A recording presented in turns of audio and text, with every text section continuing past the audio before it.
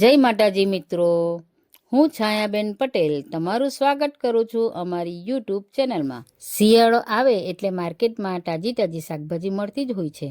તેમાંથી એક શાકભાજી મોટી મેથીની ભાજી મળે છે।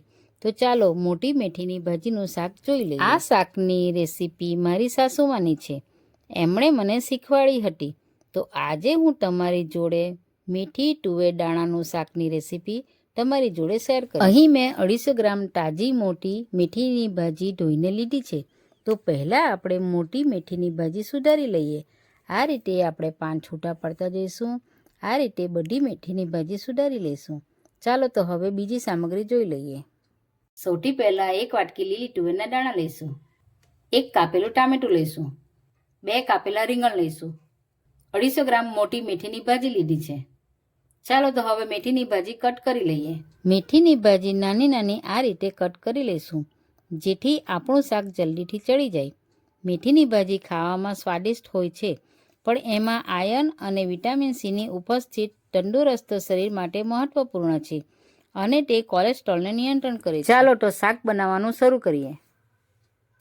ચાલો તો હવે આપણે તુવેર બોઇલ કરી લઈએ। તેની માટે એક તપેલીમાં 1 ગ્લાસ પાણી લઈશું, 1 વાટકી લીલી તુવેરના દાણા ઉમેરીશું, સ્વાદ અનુસાર આપણે મીઠું ઉમેરીશું।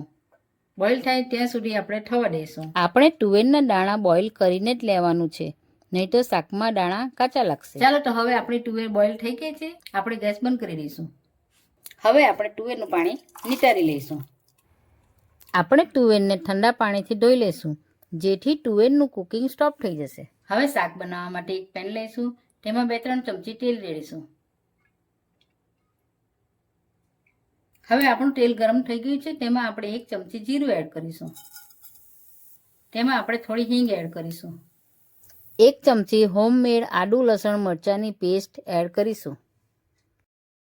તેને આપણે બરાબર સાતળી લઈશું। અહીં મેં કાપેલા રીંગણ લીધા છે, તે હવે આપણે એડ કરીશું। તેને બરાબર આપણે મિક્સ કરી લઈએ। 1 મિનિટ ઢાંકીને રાખી મૂકીશું, જેથી આપણા રીંગણ છે તે જલ્દી ચડી જાય। હવે 2-3 મિનિટ થઈ ગઈ છે, હવે આપણે ઢાંકણ ઉંચકીને જોઈ લઈએ।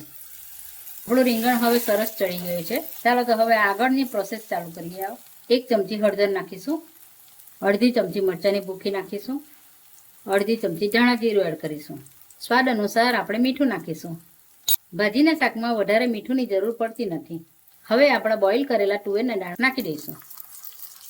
હવે એને પણ આપણે બરાબર મિક્સ કરી લઈએ। લીલી તુવેરના દાણા અહીં મેં બોઇલ કરેલા જ લીધા છે, એટલે તેને વધારે ચડવાની જરૂર પડતી નથી। આપણે આ શાક બનાવવાનું હોય ત્યારે આપણે લીલી તુવેર બોઇલ કરીને જ નાખવાનું છે। તમે જો અંદર એમ જ નાખશો તો કાચા પણ લાગશે દાણા। આ શાકમાં વધારે તેલની જરૂર પડતી નથી, એટલે ઓછા શાકમાં પણ આપણું શાક રેડી થઈ જશે। ચાલો તો હવે આપણે મેથીની ભાજી ઉમેરી દઈએ। એને પણ આપણે બરાબર મિક્સ કરી લઈએ। મેથીની ભાજી આપણે નાની નાની કટ કરવાની છે, એટલે આપણું શાક વહેલું ચડી જાય। મેથીની ભાજી આપણે તાજી જ લેવાની છે, એટલે તેનો સ્વાદ સારો આવે છે। તમે આ રીતે પાલકની ભાજીનું પણ શાક બનાવી શકો છો। આપણે અડધી વાટકી પાણી ઉમેરીશું, એટલે આપણું શાક જલ્દી ચડી જાય। આ શાકની ક્વોન્ટિટી 3 જણ ખાઈ શકે તેટલું બનાવ્યું છે। ચાલો તો હવે થોડી વાર આપણે ઢાંકણ ઢાંકી દઈશું। 2 થી 3 મિનિટ થઈ ગઈ છે, આપણે ખોલીને જોઈ લઈએ।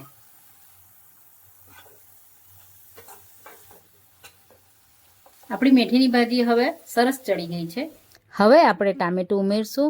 તેની માટે પહેલાં આપણે આ રીતે શાકની વચ્ચે થોડો ખાડો જેવો કરીશું, પછી આપણે આ કાપેલું ટામેટું છે તે ખાડાની વચ્ચે ઉમેરી દઈશું, એટલે આપણું ટામેટું સરસ ચડી જશે। થોડી વાર આપણે આ રીતે જ ચડવા દેવાનું છે અને મિક્સ નથી કરવાનું। થોડી વાર આપણે 1 મિનિટ માટે ઢાંકી દઈશું।